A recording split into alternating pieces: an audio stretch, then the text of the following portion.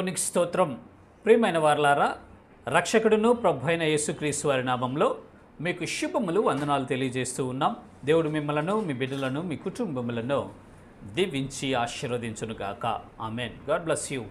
దేవునికి స్తోత్రం. హల్లెలూయా. ప్రియమైన దేవుని పిల్లలారా, గత కొన్ని వారాలుగా మనము దావీదు భక్తుని గురించి పరిశీలన చేస్తూ ఉన్నాం. దేవుడు దావీదుని గొర్రెల కాపరి దగ్గర నుంచి అంచెలంచెలుగా అభివృద్ధి చేసి ఆశీర్వదించినట్లు మనం చూస్తూ ఉన్నాం.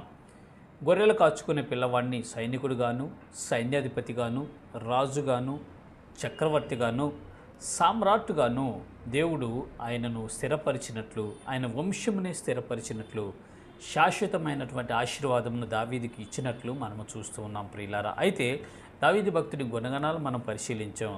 దావీదు భక్తుడు తాను జీవితంలో ఆయన చేసినటువంటి యుద్ధములను గురించి మనము ధ్యానిస్తున్నాం, పరిశీలన చేస్తున్నాం. మొట్టమొదటిగా అతను గొల్యాతును జయించుట వలన, గొల్యాతుని హతం చేయటం వలన, గొల్యాతును వధించుట వలన దావీదు పేరు ఇశ్రాయేల్ దేశంలోనూ చుట్టుపక్కల ఉన్నటువంటి దేశాల్లో మారుమ్రోగినట్లుగా మనం చూస్తాం. అయితే ఆ తర్వాత మరొక యుద్ధము దావీదు చేయబోతున్నాడు. ఈ యుద్ధము దేని కొరకు చేయబోతున్నాడంటే రాజునకు అల్లుడవుట కొరకు యుద్ధం చేయబోతున్నాడు.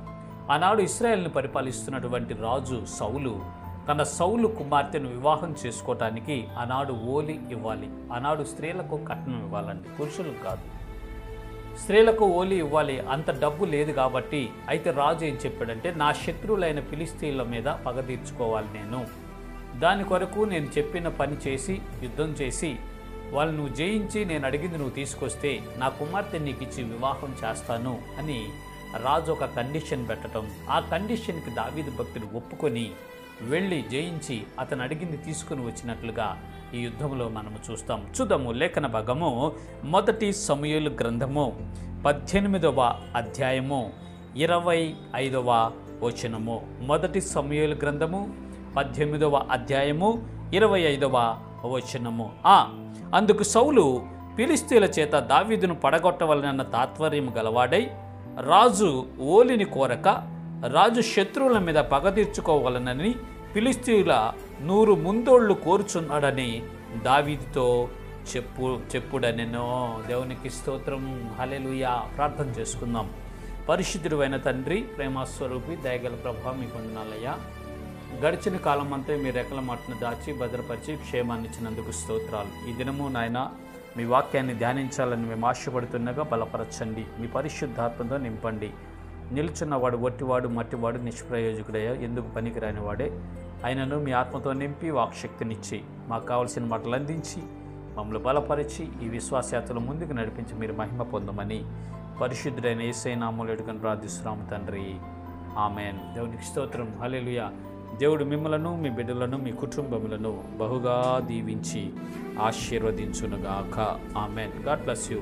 అందరికి ప్రత్యేకమైన వందనాలు తెలియజేస్తూ ఉన్నాం. ప్రియమైన దేవుని పిల్లలారా, చదువుబడి వాక్య భాగాన్ని మనం ఒకసారి గమనించినట్లయితే ఇక్కడ సౌలు తన సేవకులతో ఏం చెప్తున్నాడంటే, అందుకు సౌలు ఫిలిస్తీయుల చేత దావీదును పడగొట్టవలనన్న తాత్పర్యం గలవాడై రాజు ఓలిని కోరక రాజు శత్రువుల మీద పగ తీర్చుకొనవలనని ఫిలిస్తీయుల 100 ముందోళ్లు కోరుచున్నాడని దావీదుతో చెప్పుడనెనో. అక్కడ సందర్భం ఏమిటి అని మనం ఒకసారి ఆలోచిస్తే, గొల్యాతుని హతం చేసిన తర్వాత దావీదు పేరు మారుమ్రోగిపోయిందండి. ప్రపంచవ్యాప్తంగా దావీదు ఒక యుద్ధ వీరుడుగాను, గొప్ప యోధుడుగాను అందరూ గుర్తిస్తూ మంచి పేరు ప్రఖ్యాతులు సంపాదించాడు. ఆ తర్వాత తన ప్రవర్తన విధానం కానీ, మాటల విధానం కానీ దేవుడు ఆయనకు తోడుగా ఉండటం వలన సౌలు రాజుకి భయం వేసింది. నా తర్వాత సింహాసనాన్ని దావీదు లాక్కుంటాడేమో, నా తర్వాత రాజు అతనే అవుతాడేమో, మంచి పేరు ఉంటుంది, మరి నా కుటుంబం పరిస్థితి, నా వంశం పరిస్థితి, నా బిడ్డల పరిస్థితి అని ఆందోళన వచ్చింది. దావీదుని ఎలాగైనా సరే నశింపు చేయాలి, చంపేపించాలి, శత్రువుల చేత అతన్ని హతం చేపించాలని ఒక పన్నాగం పన్నాడు, ఒక కుట్ర, ఒక ప్లాన్ వేసాడండి. ఆ ప్లాన్లో భాగంగానే నా కుమార్తెను వివాహం చేసుకోవాలి నీవు అని దావీదుకు చెప్పాడండి. గొల్యాతును చంపిన వాడికి నా కుమార్తెనిచ్చి వివాహం చేస్తానని ప్రకటన చేశాడు సౌలు. ఆ ప్రకటన ఇప్పుడు నెరవేర్చుకోవడానికి రాజు ఓలిని కోరట్లేదు కానీ శత్రువుల మీద పగ తీర్చుకోవాలనుకుంటున్నాడు. కాబట్టి ఫిలిష్తీయుల యొక్క 100 మంది ముందోళ్ళు తీసుకొని రావాలి, అట్లా వస్తే నా కుమార్తెనిచ్చి వివాహం చేస్తానని దావీదుకు చెప్పండి అని రాజు తన సేవకుల చేత దావీదుకు చెప్పి పంపించాడండి. అంటే దావీదు తన దగ్గర ఉన్నటువంటి కొంతమంది సైనికులు తీసుకెళ్ళి ఫిలిష్తీయుల మీదకి వెళ్ళి యుద్ధం చేసి 100 మంది యొక్క ముందోళ్ళు కట్ చేసుకొని తీసుకురావాలి. ముందోళ్ళు అంటే ఆ మర్మ అవయవం మీద ఉన్నటువంటి ముందు శరీరాన్ని కట్ చేసి తీసుకురావాలి. అంటే సుంతి అంటారు.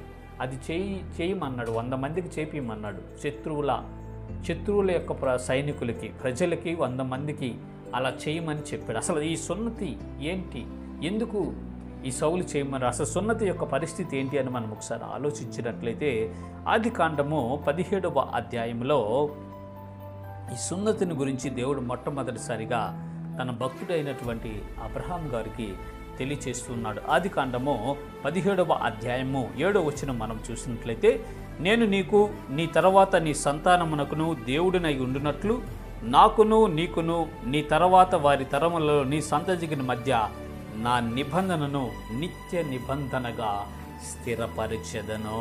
దేవునికి స్తోత్రం, హల్లెలూయా. దేవుడు అబ్రహాం గారితో మాట్లాడుతున్నాడు. క్రీస్తుపూర్వం 2000 సంవత్సరాల క్రితం, అబ్రహాం, నాకు నీకు నీ సంతానానికి నాకు గుర్తు ఏంటంటే సున్నతి నిబంధన.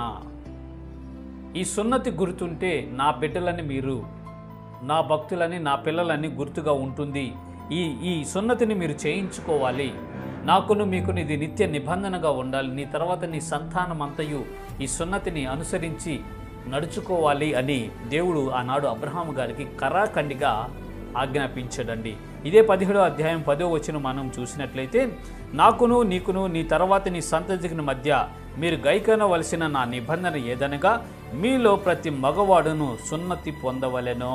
దేవునికి స్తోత్రం, హల్లెలూయా. మీరు మీ గోప్యాంగ చర్మమును సున్నతి పొందవలెను, అది నాకును నీకును మధ్యనున్న నిబంధనకు సూచనగా ఉండును అని దేవుడు స్పష్టంగా తెలియజేశాడండి. ఇదొక మత సంబంధమైనటువంటి క్రియ, దేవునికి ఆయన బిడ్డలకు మధ్య ఉన్నటువంటి ఒక క్రియ అండి. కేవలము దేవునికి వాళ్ళకి మధ్య ఉండేటటువంటి క్రియ, ఇది ఒక మత సంబంధమైన క్రియ. ఈ సున్నతి అనేది నా బిడ్డలుగా నేను ఒక గుర్తు వేసాను వాళ్ళకి, వీరందరూ నాకు ప్రత్యేకమైనటువంటి బిడ్డలుగా నేను ఎన్నుకుంటున్నాను వీరిని అని అబ్రహాం గారితో దేవుడు ఆనాడు నిత్య నిబంధన చేశాడండి. అప్పటి నుంచి అబ్రహాము సంతానము, అబ్రహాము వంశంలో నుంచి ఇస్సాకు వచ్చాడు. ఇస్సాకుకు పుట్టినవాడే యాకోబు, యాకోబుకే పుట్టినవారు 12 మంది గోత్రకర్తలు, వాళ్ళందరూ ఇశ్రాయేలు. అప్పటి నుంచి ఇశ్రాయేలీలందరూ సున్నతి నిబంధనను ఖచ్చితంగా పాటిస్తారు. 8వ రోజే పురుషులకు సున్నతి చేయిస్తారండి. అది దేవునికి వారికి మధ్య ఉన్నటువంటి నిబంధన, దైవ సంబంధమైనది, మత సంబంధమైనది. ఇప్పుడు సౌలు రాజు శత్రువులో ఉన్నటువంటి ప్రజలకు సున్నతి చేయించమంటున్నాడు. బలవంతంగా దురాక్రమణ చేసి ఆక్రమించుకొని వారిని లోబరుచుకొని భయపెట్టి ప్రాణాలు తీస్తామని చెప్పి సున్నతి చేయించటం అనేది ఎంతటి ఘోరమైనటువంటి విషయం ఒకసారి ఆలోచించండి. ఆ దేశంలో ఉన్నటువంటి ప్రజలకు తెలిస్తే ఖచ్చితంగా దావీదు మీదకి వారికి అసహ్యం కలుగుతుంది. సైనికులే కాదు, సామాన్యమైనటువంటి మనుషులు కూడా దావీదుని కొట్టి చంపేస్తారు అన్న ఒక కుయుక్తి చేత, ఒక దురాలోచన చేత సౌలు ఏం చేశాడంటే ఆ ఫిలిష్తీయుల యొక్క 100 ముందోళ్ళు అడిగినట్లు మనం చూస్తాం. ప్రియమైనటువంటి ప్రజలరా, ఈ సున్నతి అనేది కేవలం ఇశ్రాయేల్ ప్రజలకు సంబంధించింది. ఇది దేవునికి, అబ్రహాము గారికి నిత్య నిబంధన, దేవునికి తన ప్రజలకు మధ్య ఉన్నటువంటి నిత్య నిబంధన మాత్రమే, అన్యజనులకు సంబంధించింది కాదండి. ఇది కేవలం ఇశ్రాయేల్ ప్రజలకు సంబంధించిన ఈ సున్నతి నిబంధన. ఈ మత సంబంధమైన కార్యాన్ని అడ్డం పెట్టుకొని, ఈ మత సంబంధమైన దాన్ని వేరే వాళ్ళకి బలవంతంగా రుద్ది ఆక్రమించి అన్యాయంగా వారికి చేసినట్లయితే అక్కడ ఉన్నటువంటి ప్రజలు తిరుగుబాటు చేసి, అక్కడ ఉన్నటువంటి ప్రజలకు కోపం రేగి, అక్కడ ఉన్నటువంటి ప్రజలకు దావీదు మీద అసహ్యం కలిగి ఎక్కడ కనపడితే అక్కడ ప్రజలే కొట్టి చంపేస్తారు దావీదుని, ఇక నాకు పీడ విరగడైపోయింది, ఫిలిష్తీయుల చెయ్యి దావీదు మీద ఉంటుంది అనే ఒక దురాలోచన చేత సౌలు 100 ముందోళ్ళు అడిగాడండి. ప్రియమైన దేవుని పిల్లలారా, దయచేసి గమనించండి. ఈ మతం అనేది ఒక మత్తుమందు లాంటిది అని ఒక సైంటిస్టు, ఒక విప్లవకారుడు చెప్తాడు. మత సంబంధమైనటువంటి యాక్టివిటీస్, మత సంబంధమైన కార్యకలాపాలు అనేవి ఎవరికి వారికి భక్తిగా ఉంటుంది, కానీ వేరే వాళ్ళకి అది అసహ్యాన్ని, కోపాన్ని పుట్టిస్తాయి. అసహ్యాన్ని కాదు కానీ కోపాన్ని పుట్టిస్తాయి. నీ భక్తి నీ ఉంచుకో, నా భక్తి నేను ఉంచుకుంటా. ఎవరి భక్తి వారిదే, ఎవరి ఆచారాలు వాళ్ళయే, ఎవరి సంప్రదాయాలు వాళ్ళయే, ఎవరి పూజా విధానం వారిదేనండి. నీ పూజా విధానం నాకు నచ్చకపోవచ్చు, నా పూజా విధానం మీకు నచ్చకపోవచ్చు. ఎవరి భక్తి వాళ్ళదే, ఎవరికి వారు దేవునితో కనెక్ట్ అయి ఉంటూ ఉంటారు ప్రియులారా. అయితే బలవంతంగా, ఇష్టం లేకుండా, దురాక్రమణగా కొట్టి, నరికి, చంపి దీంట్లోకి తీసుకురావటం అనేది అది చాలా దురదృష్టకరం, బాధాకరం, దౌర్భాగ్యమైన స్థితి. అలాంటిది ఎప్పుడూ చేయకూడదండి. అది చేయటం వలన పాపాన్నే మూట కట్టుకుంటాం, కానీ దాని వలన మనకి ప్రయోజనం ఏమీ ఉండదు. ప్రియమైనటువంటి ప్రజలారా, దయచేసి గమనించండి. ఆనాడు సౌలు కూడా దురాక్రమణ చేయించి దావీదు ద్వారా బలవంతంగాను ప్రాణ భయాన్ని పెట్టి హింసించి ఆ సున్నతిని 100 మందికి చేయించమని చెప్పాడు. కారణం ఏంటంటే అక్కడ ఫిలిస్తీన్ల దృష్టిలో దావీదు హేయుడు అవుతాడండి. ఆ ఫిలిస్తీ దేశంలో ఉన్నటువంటి ప్రజలందరి దృష్టిలో, ఆ రాజు దృష్టిలో, సైనికుల దృష్టిలో, సైన్యాధిపతుల దృష్టిలో దావీదు హేయుడు అవుతాడు. ఎప్పుడైనా పని మీద ఆ దేశం వెళ్ళినప్పుడు దావీదుని గుర్తుపడితే వారు అక్కడికక్కడే దావీదుని చంపివేస్తారన్న ఒక దురాలోచన చేత, ఒక మాస్టర్ ప్లాన్తో ఈ సౌలు తన కుమార్తెనిచ్చి వివాహం చేస్తారు, నాకు 100 ముందోళ్ళు కావాలని ఒక కండిషన్ పెట్టినట్లు మనము చూస్తాం. ప్రియమైనటువంటి ప్రజలారా, ఇప్పుడైతే ఈ సున్నతి నిబంధన దేవుడు ఆత్మ సంబంధమైనటువంటి సున్నతిగా మార్చివేశాడు. యేసుక్రీస్తు ప్రభుల వారు ఈ భూమి మీదకి వచ్చిన తర్వాత సున్నతి చేయుటైంది ఏమి లేదు, సున్నతి పొందుటైందైనను ఏమి లేదు అన్నట్లుగా మార్చివేశాడు. ఎవరైతే యేసు ప్రభు వారిని విశ్వాసం ఉంచి, రక్షకుడైన ఆయన యందు విశ్వాసం ఉంచి, నా పాపాల కొరకు ఆయన ప్రాయశ్చిత్తమై ఉన్నాడు, నా పాపాలన్నిటిని పరిహరించుట కొరకు ఆయన భూలోకం వచ్చి ఉన్నాడు, నా కొరకు యజ్ఞ పశువుగా వధించబడ్డాడు, నా పాపాలన్నీ ఆయన వీపు మీద వేసుకొని ఆయన పరిశుద్ధతను నాకు అనుగ్రహించాడని హృదయంలో విశ్వసించి నోటితో ఒప్పుకుంటూ నమ్మి బాప్తిస్మం పొందితే మనం రక్షించబడతాము. అప్పుడే మనకి అంతరంగం మందు సున్నతి జరుగుతుందండి. ఇప్పుడు దేవుడు ఆత్మ సంబంధంగా దాన్ని మార్చాడు. అప్పుడు ఇశ్రాయేల్ ప్రజలకు, అబ్రహాము గారికి, ఆయన సంతానానికి శరీర సంబంధంగా గుర్తు వేసినటువంటి దేవుడు ఈనాడు ఆ సున్నతి నిబంధననే ఆత్మ సంబంధంగా మార్చి యేసు ప్రభు వారిని ఎవరైతే హృదయంలో కలిగి ఉంటారో వారు దేవుని బిడ్డలుగా ఆయన అంగీకరిస్తున్నాడు. ఇదే ఆత్మ సంబంధమైన సున్నతి. దేవునికి స్తోత్రం, హల్లెలూయా. సౌలైతే ఒక దురాలోచన చేసి దావీదుని ఫిలిస్తీన్ల చేత పడగొట్టవలనన్న తాత్పర్యం గలవాడై వారి మీదకు పంపిస్తున్నాడు. నాకు ఆ 100 ముందోళ్ళు కోసుకొని తీసుకురామన్నాడు. చూడండి ఎంత భయంకరమైన ఆలోచన. బలవంతంగా మత మార్పులు చేయకూడదండి. ఏ మతస్థునైనా సరే, అసలు ఈ మతం లేకుండా ఉన్న న్యూట్రల్గా ఉన్న వ్యక్తినైనా సరే బలవంతంగా మత మార్పిడి చేయకూడదు. అది చట్ట ప్రకారం నేరం, తప్పు. అది బలవంత మత మార్పిడి చేయకూడదండి. స్వచ్ఛందంగా తనకి ఇష్టం వచ్చిన మతాన్ని స్వీకరించవచ్చు మన భారతదేశం ప్రకారం, దాని రాజ్యాంగం ప్రకారం. ఒక వ్యక్తి అంతరంగంలో ఇష్టపడి నేను ఈ దేవుణ్ణి ఆరాధించుకుంటానని స్వచ్ఛందంగా వచ్చి దాంట్లో జాయిన్ అవ్వాలి, కానీ కొట్టి భయపెట్టి నీకు అది రాదు ఇది రాదని చెప్పి మాదది ఇది అని చెప్పి చేయటం అనేది అది దుర్మార్గం కిందకు వెళ్ళిపోయింది. అక్రమం, అన్యాయము, దౌర్జన్యం కిందకు వెళ్ళిపోయింది, కానీ అది భక్తి అని అనిపించుకోదు. ప్రియమైనటువంటి ప్రజలారా, దయచేసి గమనించండి. మీరు ఎవరెవరిని అనుసరిస్తున్నారో, మీరు ఎవరెవరిని మరి అప్రకాండ చేస్తున్నారో వాళ్ళు కూడా బాధపడతారు. ఒకవేళ ఉంటే వాళ్ళు దుర్మార్గంగా కొట్టి బెదిరించి దౌర్జన్యం చేత నువ్వు మతాన్ని మారిస్తే అది శరీరం మార్పైంది, కానీ మనస్సు మార్పిడి అవదు. ప్రియులారా, బలవంతపు మత మార్పిళ్ళు అనేవి అది అన్యాయం, అది భారత రాజ్యాంగం కూడా సహించదు. ఇక్కడ ఈ సౌలు దావీదు భక్తుని బలవంతంగా 100 మందిని మత మార్పిడి చేయమంటున్నాడు. అట్లా వెళ్ళిపోయి ఫిలిస్తీన్ల దగ్గరికి వెళ్ళి 100 ముందోళ్ళు తీసుకురా, అప్పుడు నా కుమార్తెనిచ్చి నీకు వివాహం చేస్తాను అని చెప్పాడు. ఆ రోజుల్లో ఆ అనాగరికమైనటువంటి పరిస్థితి జరిగి దాదాపుగా క్రీస్తు పూర్వం 1000 సంవత్సరంలో, దాదాపు 1000 సంవత్సరాలు, ఇప్పటికి 3000 సంవత్సరాలు దాటిపోయింది హిస్టరీ. 100 ముందోళ్ళు తీసుకురా. ఫిలిస్తీన్లందరి దృష్టికి దావీదు శత్రువు అయిపోతాడు. ఫిలిస్తీన్ల ప్రజల దృష్టికి శత్రువు అవుతాడు. ఫిలిస్తీన్ల రాజు దృష్టికి శత్రువులు అవుతాడు. ఫిలిస్తీన్ల సైనికుల దృష్టికి, సైన్యాధిపతుల దృష్టికి, అందరి దృష్టికి శత్రువు అయిపోయి చెడ్డ పేరు వచ్చింది దావీదుకి అని ప్లాన్ చేస్తే, ఈ దావీదు భక్తుడు ప్రార్థన చేసుకొని ఇక ఏం చేస్తున్నాడంటే, ఇతను ఆలోచించకుండా 1 సమూయేలు గ్రంథం 18వ అధ్యాయము 26, 27 వచనాలు చూస్తే, సౌలు సేవకులు ఆ మాటలు దావీదునకు తెలియజేయగా, తాను రాజునకు అల్లుడు కావాలన్న కోరిక గలవాడై గడువు దాటక మునిపి లేచి తన వారితో పోయి ఫిలిస్తీన్ల 200 మందిని హతము చేసి వారి ముందోళ్లు తీసుకుని వచ్చి రాజునకు అల్లుడొకటకై కావలసిన లెక్క పూర్తి చేసి అప్పగింపగా, సౌలు తన కుమార్తె అయిన మీకాలును అతనికిచ్చి పెండ్లి చేసెను. దేవునికి స్తోత్రం. హల్లెలూయా. రాజాజ్ఞ ఖచ్చితంగా పాటించాలి కింద ఉన్నటువంటి వారు. ప్రభుత్వం వారు ఏదైనా చట్టం చేస్తే మన దేశంలో ఖచ్చితంగా ప్రజలందరూ పాటించాలండి. మొదటి పౌరుడైన రాష్ట్రపతి దగ్గర నుంచి సామాన్య పౌరులైన మన వరకు అందరూ పాటించాలి. అయితే రాష్ట్రపతులు వారికి కొన్ని మినహాయింపులు ఉంటాయి. ఒక చట్టం చేస్తే ఆ చట్టానికి అందరూ కట్టుబడే ఉండాలి, లోబడే ఉండాలి, రాజ్యాంగం ప్రకారం జీవించాలి. అది రూల్.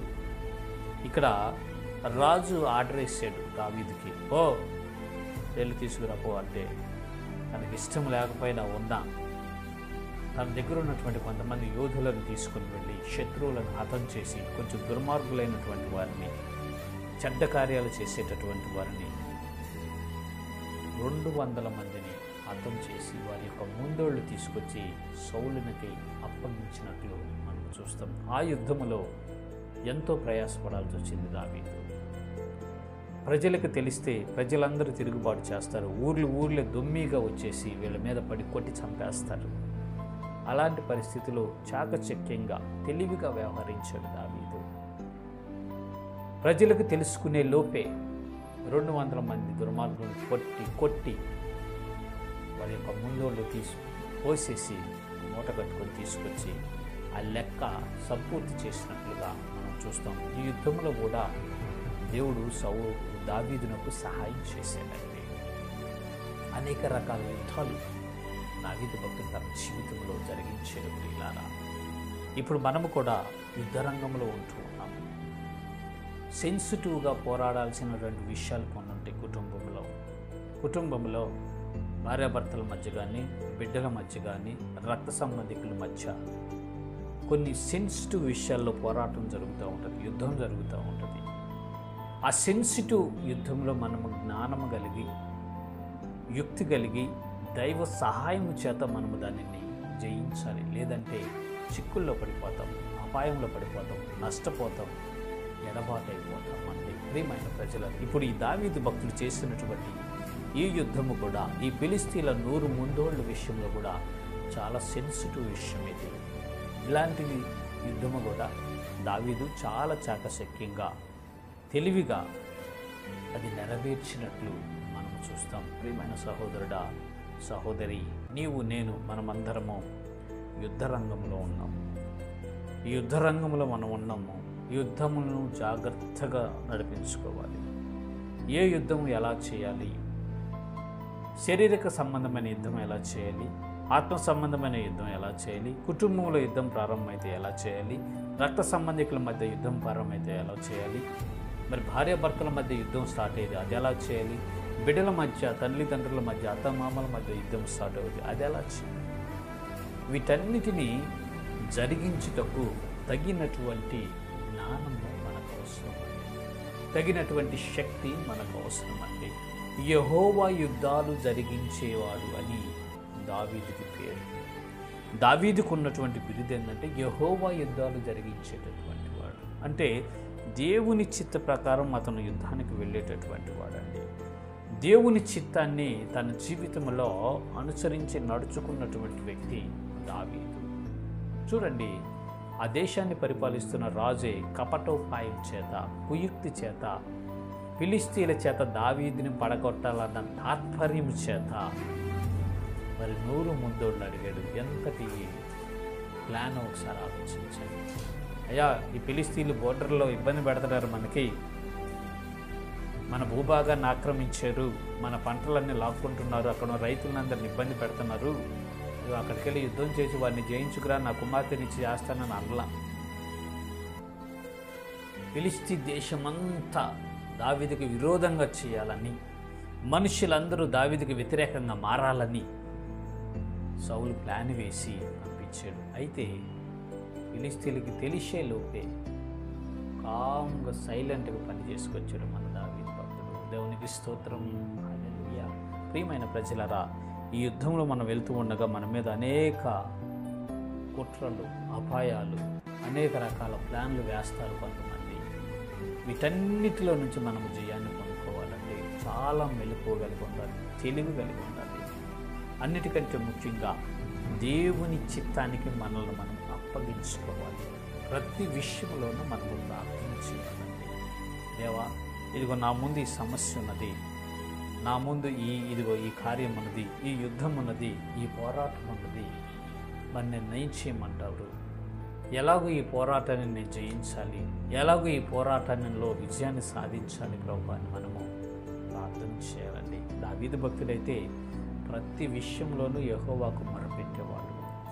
దేవుని వద్ద ఆయన విచారణ చేసేటటువంటి అలవాటు కలిగినటువంటి వాడు దావీదు. తన ముందున్నటువంటి సమస్యను చూసి భయపడే వ్యక్తి కాదు, కంగారు పడి బెదిరిపోయే వ్యక్తి కాదు దావీదు. ఏ సిచ్యువేషన్ అయినా కానీ, ఏ పరిస్థితి అయినా కానీ దేవునికి అప్పగించుకొని ఆయనకు ప్రార్థన చేసేవాడు. ప్రభా, మరి ఇదిగో ఇది పరిస్థితి, ఇది వెళ్ళమంటారా వద్దా, నాకు సహాయం చేస్తారా ప్రభా అని అడిగేవాడు దేవుడిని. దేవుడు సహాయం చేసేవాడు, దేవుడు మాట్లాడి వెళ్ళమనేవాడు, ఒక్కోసారి ఆగమనేవాడు, ఇంకోసారి చుట్టూ తిరిగి వెళ్ళమనేవాడు. రకరకాలుగా దేవుడు దావీదు నడిపించి జయాన్ని ఇచ్చినట్లు మనం చూస్తాం. మనము కూడా మనకు ఎదురవుతున్నటువంటి యుద్ధంలో దేవుడిని అడగాలి. ప్రభా, సమస్యది, నా బంధువులే నాకు వ్యతిరేకంగా ఉండాలి, ఒకవేళ నాలో ఏమన్నా పొరపాటు ఉందా, నిజంగా నేను వారి ఎడల తప్పు చేసేనా అని మనం పరిశీలన చేసుకుంటూ, విమర్శించుకుంటూ దేవుని సన్నిధిలో దేవునికి అప్పగించుకోవాలి. ఒక్కోసారి సంఘంలో ఉన్నటువంటి వారే విశ్వాసులు వ్యతిరేకులు అవుతారు, కుటుంబంలో ఉన్న బిడ్డలే వ్యతిరేకులు అవుతారు, ఒక్కోసారి భార్యే వ్యతిరేకమైపోతారు, ఒక్కోసారి భర్తే వ్యతిరేకమైపోతారు. యుద్ధ వాతావరణాన్ని వారు మనకు సృష్టిస్తారు. అలాంటి సమయంలో మనము ప్రార్థన చేయాలి. దావీదు భక్తుడు వలె నిబ్బరము కలిగినటువంటి వారిపై యెహోవాకు మనల్ని మనం అప్పగించుకోవాలి. ఆయనకు విన్నపాలు చేయాలి, ఆయనకు మొరపెట్టాలి. ఆయనకు విన్నవించుకున్నట్లయితే, ఆయనకు విచారణ చేసినట్లయితే ఆయన ద్వారా మనము కార్యాలు పొందుకుంటాం. ప్రియులారా, ఇక్కడ సౌలు కుట్ర చేసి అంతరంగంలో దావీదుని నశింపచేయాలని ఆలోచన పెట్టుకొని ప్రీ ప్లాన్ చేసి ఫిలిష్తీయుల చేత ఇతన్ని హతం చేయించాలని అనుకుని ఆ ఫిలిష్తీయుల 100 ముందోళ్ళు అడిగినప్పటికీ దావీదు తాను దేవునికి అప్పగించుకొని హుటాహుటిని వెళ్ళిపోయి, ఆ న్యూస్ స్ప్రెడ్ కాకముందే వెళ్ళిపోయి ఆ రాజు చెప్పినటువంటి పనిని సమర్థవంతంగా నెరవేర్చి తీసుకొని వచ్చినట్లు మనం చూస్తాం. ఆ తర్వాత తీసుకొని వచ్చి రాజుకి ఆ లెక్క అప్పచెప్పినప్పుడు తన కుమార్తెనిచ్చి వివాహం జరిగింపు చేసేది. ప్రియమైనటువంటి ప్రజలారా, ఈనాడు మన ముందున్నటువంటి యుద్ధంలో మనం కూడా జయాన్ని పొందుకోవాలి. అనేక యుద్ధాలు మనము చేస్తాం. ఒక యుద్ధం చేసి సాళ్లే ఇక ప్రశాంతంగా ఉందని అనుకోవటానికి లేదండి. రక్షించబడి విశ్వాసులుగా ముద్రించబడి దేవుని ఆత్మచేత నడిపించబడుతున్న మనమే యుద్ధ భూమిలో ఉన్నాం. అనేక యుద్ధాలు చేయాల్సిందే.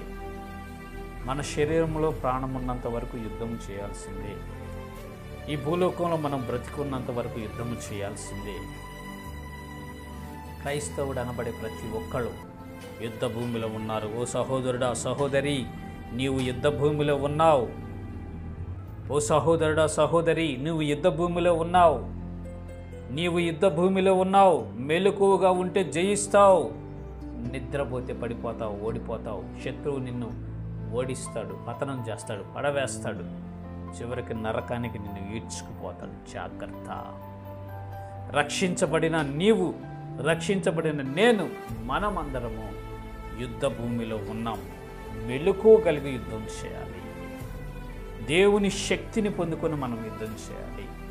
దేవుని ఆత్మచేత మనం యుద్ధం చేయాలి. దావీదు భక్తుడి వలె వివేకము కలిగి యుద్ధం చేయాలి. ఒక్కోసారి స్పీడ్గా చేయాలి యుద్ధం. వచ్చిన సమస్య వచ్చిన వెంటనే దాన్ని పోరాడి జయించి తరిమి వేసేయాలి సైతాన్ని. ఒక్కోసారి దేవునికి అప్పగించుకోవాలి, తొందరపడకూడదు. ఏది త్వరపడాలో, ఏది వివేకంగా ఉండాలో, ఏ యుద్ధం ఎలా చేయాలో ముందు ఆగ్రహింపు, ఆ వివేకం మనకు అవసరం. అప్పుడే మనం అన్నిటిలో జయించగలుగుతాము, నిలబడగలుగుతాము. ప్రియమైనటువంటి ప్రజలారా, సౌలు ఎంత ప్లాన్ వేసినప్పటికీ, సౌలు సేవకులు ఎంత ప్లాన్లు వేసినప్పటికీ, దేవుని శక్తి ద్వారా, దేవుని ఆత్మ ద్వారా, దేవుని తోడు ద్వారా దావీదు భక్తుడు ఆ యుద్ధాన్ని జయించి సౌలుగా జరిగినటువంటి దాన్ని తీసుకొని వచ్చి తన కుమార్తెను వివాహం చేసుకున్నట్లుగా మనం చూస్తాం. ఈనాడు కూడా మనకి ఎన్ని పోరాటాలు వచ్చినా, ఎన్ని సమస్యలు ఏర్పడినా, ఎన్ని యుద్ధాలు మన ముందున్నా వాటన్నింటిలో వివేకంగా నడుచుకొని దేవుని శక్తి ద్వారా, దేవుని ఆత్మ ద్వారా, దేవుని యొక్క కృప ద్వారా జయిస్తూ ఈ విశ్వాసయాత్రను కొనసాగించుకుందాం. జీవితం జీవించి పరలోక రాజ్యపు యాత్ర కొనసాగించి తుదకు పరలోక రాజ్యం చేరుకుందాం. నిత్యకృప దేవుడు మనందరికీ కలుగు చేయనుగాక. ఆమేన్. God bless you. దేవునికి స్తోత్రం. హల్లెలూయా. ప్రార్థన చేసుకుందాం. పరిశుద్ధుడైన తండ్రి, ప్రేమ స్వరూపి, మీకు వందనాలు ప్రభువా. మరి దావీదు భక్తుని యొక్క జీవిత చరిత్రను మేము తెలుసుకుంటున్నాం. అతను చేసిన మరొక యుద్ధం, రాజునకు అల్లుడవుట కొరకు రాజు పెట్టినటువంటి కండిషన్ని ఫుల్ఫిల్ చేసి విజయవంతంగా ముగించి రాజునకు అల్లుడైనట్లు మేము చూస్తాం. కేవలం ఇది మీ సహాయం చేత, మీ శక్తి చేత, మీ బలము చేతనే దావీదు జయిస్తున్నాడు ప్రభువా. మేము కూడా యుద్ధ రంగంలో ఉన్నామని గుర్తు చేసినందుకు వందనాలు ప్రభువా.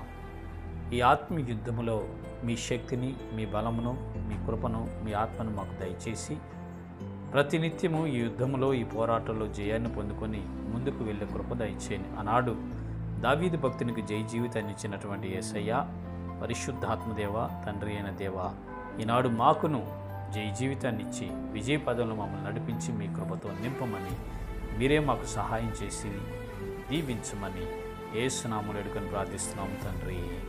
ఆమేన్. దేవునికి స్తోత్రం. హల్లెలూయా. God bless you. దేవుని నామానికి మహిమ కలుగును గాక. Praise the lord.